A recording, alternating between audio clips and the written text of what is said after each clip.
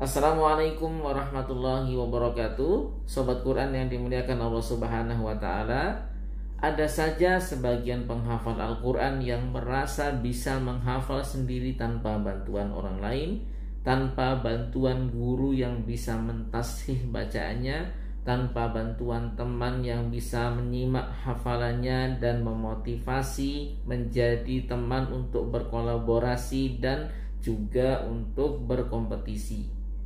Mereka merasa bahwa bacaannya, kemampuannya lebih baik daripada orang lain, sehingga mereka merasa cukup menghafal sendirian tanpa ada keterlibatan orang lain di dalam prosesnya.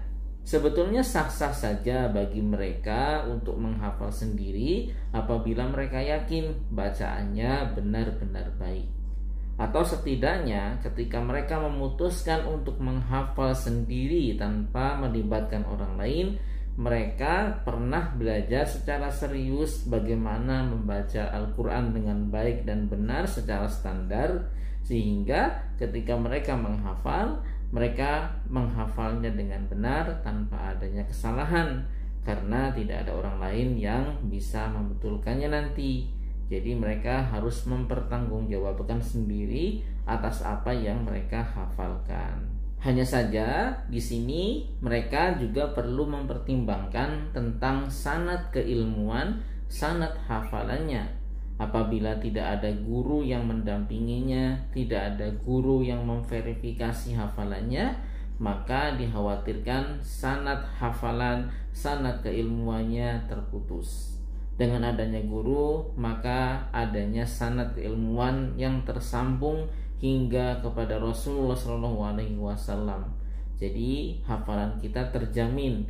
Apa yang kita hafal hari ini sama dengan apa yang dihafalkan oleh guru kita, oleh gurunya guru kita, dan seterusnya hingga tersambung kepada Rasulullah SAW.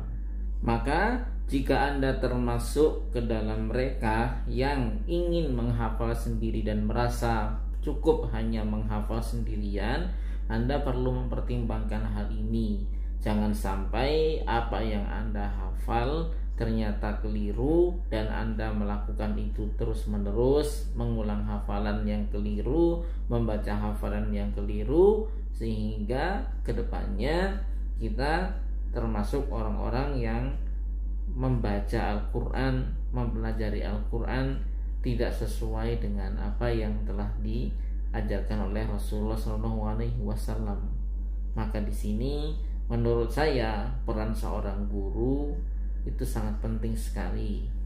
Kalaupun kita tidak bisa menghafal bersama guru kita setiap hari, minimal setelah kita mengumpulkan hafalan kita beberapa banyak, misalnya beberapa lembar atau sudah dapat 1 juz, kita tetap harus mentasmikkan hafalan kita kepada guru kita untuk memastikan bahwa apa yang pernah kita hafal itu sudah benar-benar baik semuanya. Tidak ada lafaz yang keliru, tidak ada bacaan yang kurang tepat, tidak ada lafal yang salah, dan seterusnya.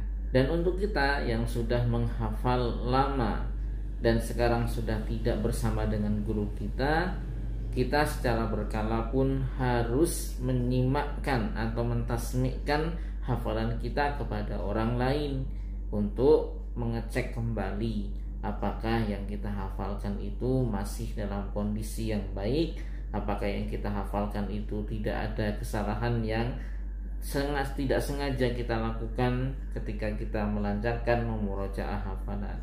Jadi secara berkala, seperti halnya kendaraan, harus diperiksakan kepada mekanik-mekanik yang mengerti di bidangnya.